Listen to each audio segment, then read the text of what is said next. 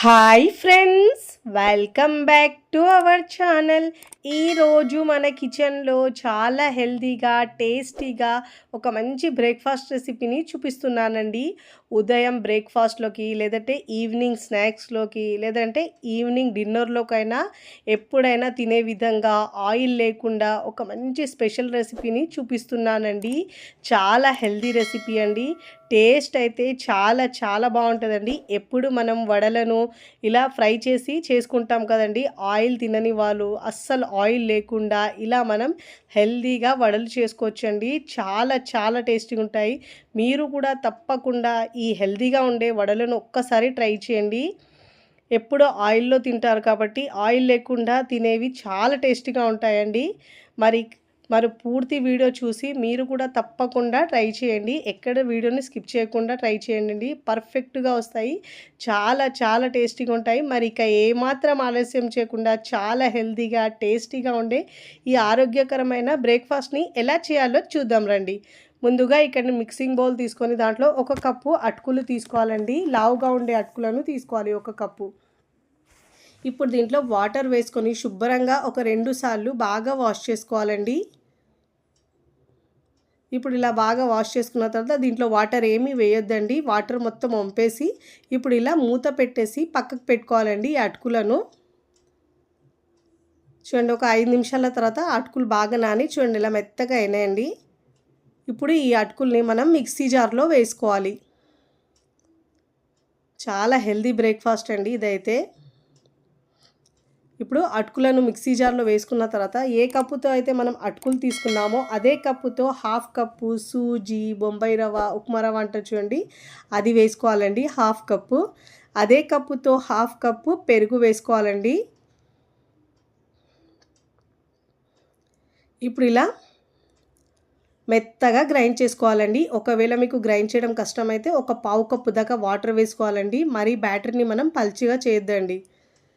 చూడండి, ఇలా వడలు వత్తుకునే విధంగా ఉండాలి పిండి. మనకు కన్సిస్టెన్సీ ఇలా ఉండాలండి. ఇప్పుడు మనము గ్రైండ్ చేసుకున్న ఈ పిండిని ఒక బౌల్లోకి తీసుకోవాలి.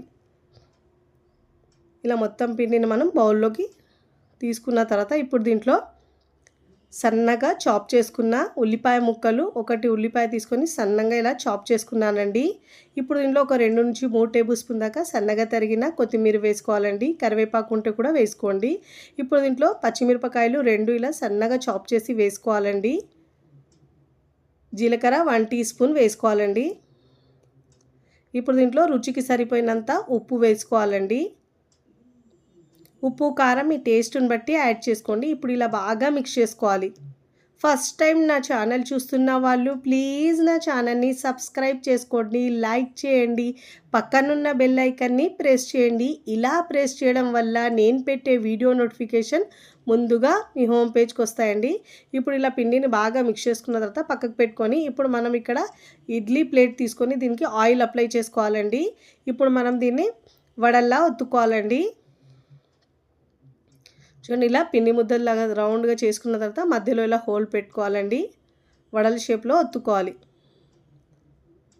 ఇలా ఒత్తుకున్న తర్వాత మరీ లావు కాకుండా మరీ సన్నగా కాకుండా మీడియంగా ఒత్తుకోవాలండి. ఇప్పుడు మనం ఇడ్లీ ప్లేట్లో పెట్టుకోవాలి.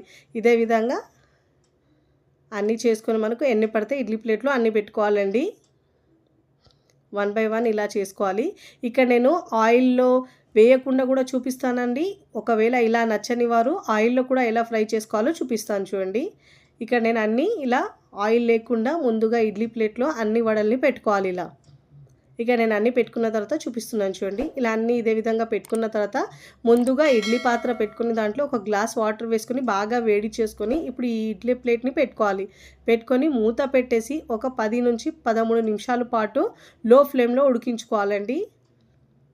ఇక్కడ నేను డీప్ ఫ్రైకి కూడా చూపిస్తున్నాను. ఇలా వడలు చేసుకొని డీప్ ఫ్రైకి సరిపోయినంత ఆయిల్ తీసుకొని ఆయిల్లో వేడి చేసుకోవాలండి. ఒకవేళ అలా ఇష్టం లేని వాళ్ళు ఇలా ఆయిల్లో అయినా ఫ్రై చేసుకోవచ్చు.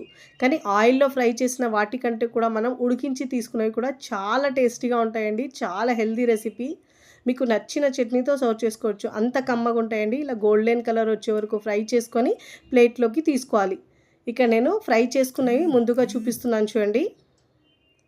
ఇలా ప్లేట్లోకి తీసుకోవాలండి. నేను ఇక్కడ టమాటో చట్నీతో సర్వ్ చేస్తున్నానండి. మీకు నచ్చిన చట్నీతో సర్వ్ చేసుకోవచ్చు. ఒట్టిగా తిన్నా కానీ టేస్ట్ చాలా చాలా బాగుంటాయండి. చూస్తుంటేనే ఎప్పుడెప్పుడు తినాలనిపిస్తాయండి. అంత కమ్మగా చాలా బాగుంటాయండి. అటుకులతో చేసినా కానీ టేస్ట్ అయితే భలే ఉంటాయండి.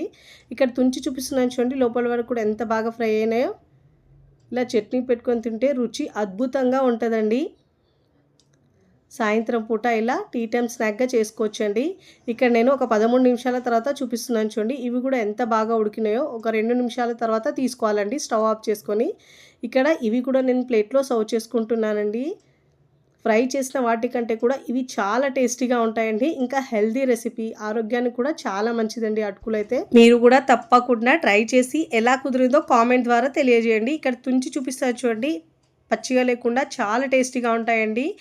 నచ్చిన చట్నీతో సర్వ్ చేసుకోవచ్చు. వీడియో నచ్చితే లైక్ చేయండి, ఫ్రెండ్స్ ఫ్యామిలీకి షేర్ చేయండి. మరికొన్ని టేస్టీ సింపుల్ క్విక్ రెసిపీస్ కోసం టీ టీ టీ కిచెన్ని సబ్స్క్రైబ్ చేసుకోండి. కమెంట్ చేయడం అస్సలు మరవకండి. Thanks for watching.